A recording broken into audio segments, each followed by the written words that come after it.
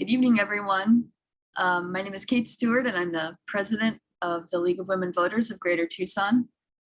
Tonight, we're going to do a presentation on the two ballot propositions that are going to be coming up in Tucson's city election. And tonight we have Vivian Harte, who's the chair of our Speakers Bureau, and she has prepared this presentation to inform us on what we're going to have on these two ballot propositions. So I'll turn it over now to Vivian Harte. Thank you very much. I am pleased to be with you tonight. Now, I live in the county, so I am not going to be able to vote on these. For those of you who live in the city, you should be getting a mail-in ballot. This is a mail-in ballot only election. The 2021 City of Tucson ballot propositions. I'm very glad to be here. There are two ballot measures. One is Proposition 206. It increases the minimum wage paid in the City of Tucson. And Proposition 410 increases the salary of the mayor and city council members. So it has to do with increased money, both of them. Proposition 206, the minimum wage. Now this was referred to the ballot by the public. So to give you a little background, Proposition Proposition 206 in 2016 was a statewide ballot measure passed by voters. And what it did was it boosted the minimum wage from $8.05 up to $12 in 2020. And it was in increments, just like the one that's going to be on the ballot. This time it's increasing in increments. In February 2021, the City of Tucson increased the minimum wage for city workers to $15 an hour. So what the ballot measure does that you're going to be voting on is it creates a minimum wage for work done within the City of Tucson. So any workers within the City of Tucson, not just City of Tucson employees, but any workers within the City of Tucson, they will get $13 an hour on April 1st of next year, $13.50 on January 1st of the following year, $14.25 on January 1st of the following year, and $15 an hour on January 1st of 2025. Increments again. It also increases on the 1st of the next year, which is 2026 onward, based on the U.S. Consumer Price Index. When that goes up, the increases in pay for employees within the City of Tucson also increases. If the state and federal minimum wage increases are above Tucson's, then Tucson's will also increase to meet those. Those are all written into the proposition. It requires large employers to pay at least 3 hours of wages when an employee's shift is cut short or canceled within 24 hours notice. So this makes it so that employees will still get paid if they're not working on certain occasions. It creates a Department of Labor standards to enforce the act if it passes. And it prohibits retaliation for filing a complaint or asserting rights under the act. So people can't take it to court to fight against it.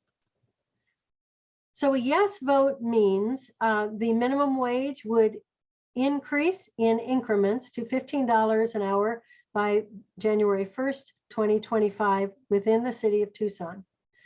A no vote means we'll keep the minimum wage in the City of Tucson at $12 an hour.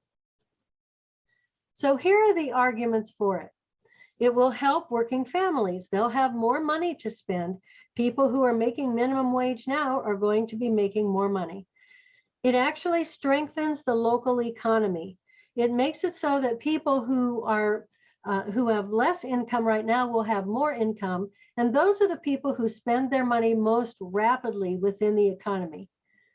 So Tucson will stay competitive in the job market. It improves the mental health, how people feel about their lives in the population. It reduces income inequality, so the people at the bottom are lifted up to be closer to the middle class. It lifts people out of poverty, and it's going to make people happier, according to the arguments for this proposition. Arguments against it. This is the wrong policy at the wrong time, with small businesses that are struggling because of the pandemic. Now, we know that the pandemic, because of the pandemic, people stopped going to small shops or big stores too. And many small businesses had to close or are struggling because of that. So this is the arguments against it. This is the wrong time. We shouldn't bring it about now. We should wait until the economy is stronger. Schools will have difficulty paying higher wages. Competition between businesses within and outside Tucson will happen. So businesses outside will pay their people less, like people who work in the county will pay their people less, and they'll be competing with workers who can work within the city for a higher wage. People paid by the state will not see their wages increase, and employees will move to higher paying jobs. So it'll make it more difficult to fill these jobs. And the people who are most concerned about that are the people who work with intellectual and developmental disabilities. Now, I got these arguments for and against out of the election guide that the city sent out to all the voters. So now I'm going to show you the groups supporting Prop 206. The Center for Economic Integrity, they were all listed in the guide. Community Food Bank of Southern Arizona, Primavera Foundation, Our Family Services, Pima Area Labor Foundation of the AFL-CIO, Glue Factory, Seven Cities Coffee, YWCA of Southern Arizona. So you see there are a couple of small businesses who put in their ideas that it really should happen. There are groups opposing Proposition 206, the Arizona Restaurant Association, the Tucson Metro Chamber of Commerce, the Southern Arizona Leadership Council, and the Arizona Association of Providers for People with Disabilities. That last group is the one that said that the problems would be as I mentioned earlier, that they are the ones who said they are against it for those reasons. Now, Proposition 410 increases the salary of the mayor and city council members, and it was referred not by the public, like the previous proposition was. It was referred to the ballot by the Citizens Commission on Public Service and Compensation. Now, those of you who have lived in Tucson for a long time know that this comes up on the city ballot often, and it's been voted down a number of times. So what this does is it increases a mayor's salary from $42,000 to $54,000 a year. It increases the salary of the city council members from $24,000 to $36,000 a year. And also, again, the salaries will increase according to the Consumer Price Index of the federal government.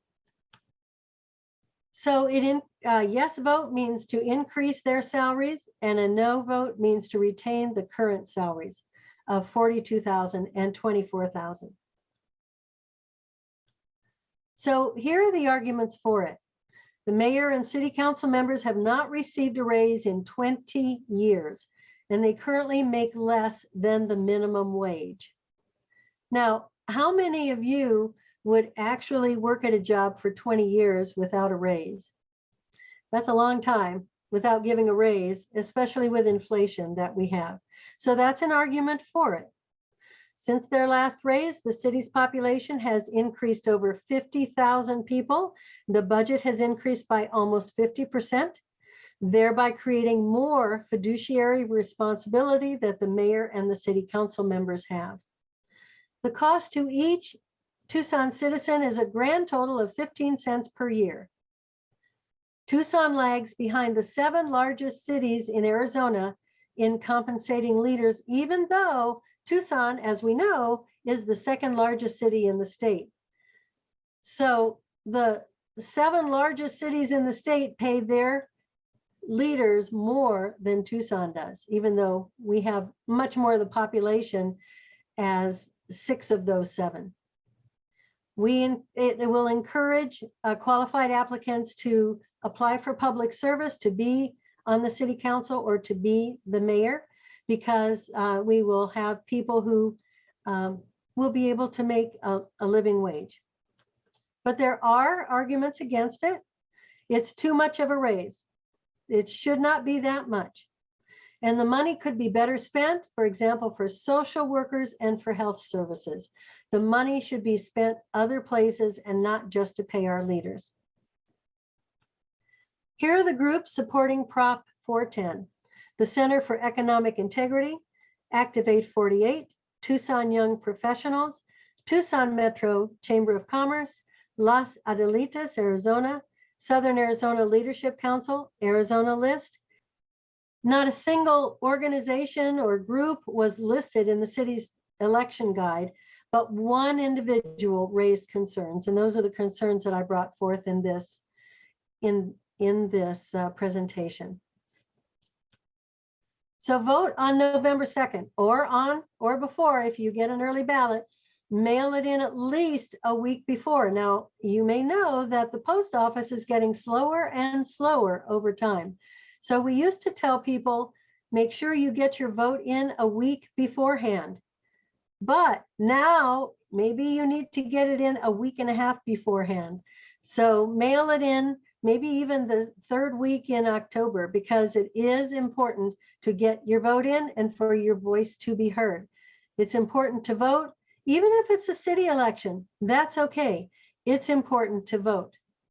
So I close all of my speeches with my wonderful song about voting. And so I want to ask Kate and Judy and Shirley, what was the date of the general election last year? Who can tell me? We know it was in November. November 3rd. Yes, yes, it was. So the man who recorded my song said, well, let's just start with November 3 because it rhymes with team and other words in the song. So this is the way the song goes. On November 3, be part of the team. It's time to come to the aid of America. On November 3, you need to be seen. It's time to come to the aid of America. Go to the polls and cast your vote.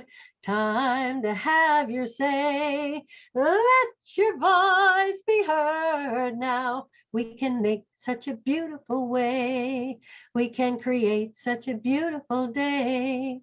On November 3, let's dream the dream. It's time to come to the aid of America. On November 3, be part of the team. It's time to come to the aid of America. We need your vote. We need it right now to help democracy. Vote for the people you like the best, because you are the key. You are the key to keep America free. On November 3, be part of the team. It's time to come to the aid of America.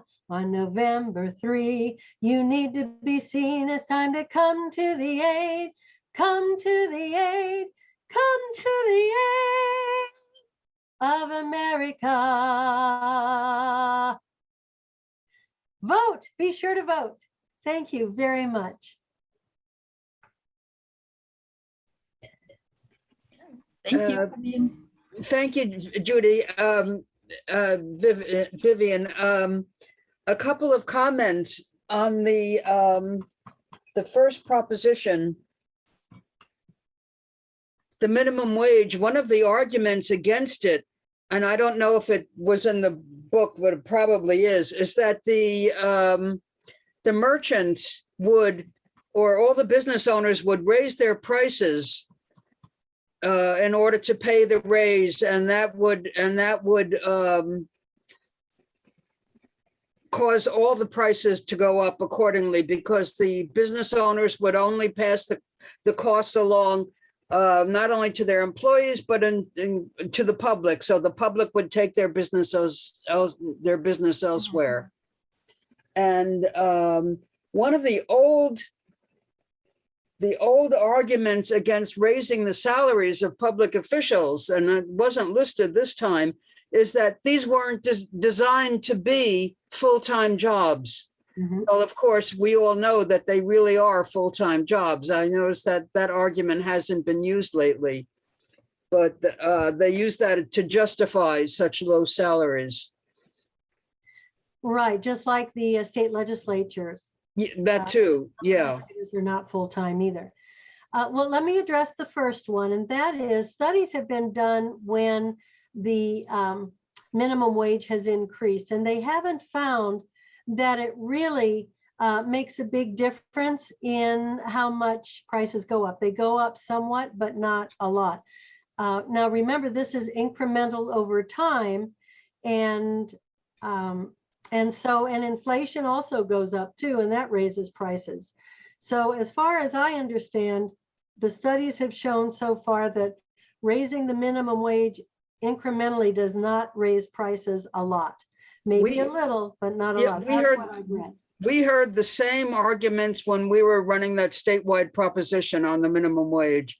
And it was always the restaurant associations would bring out, the restaurant association would bring out their troops to all the hearings to oppose it.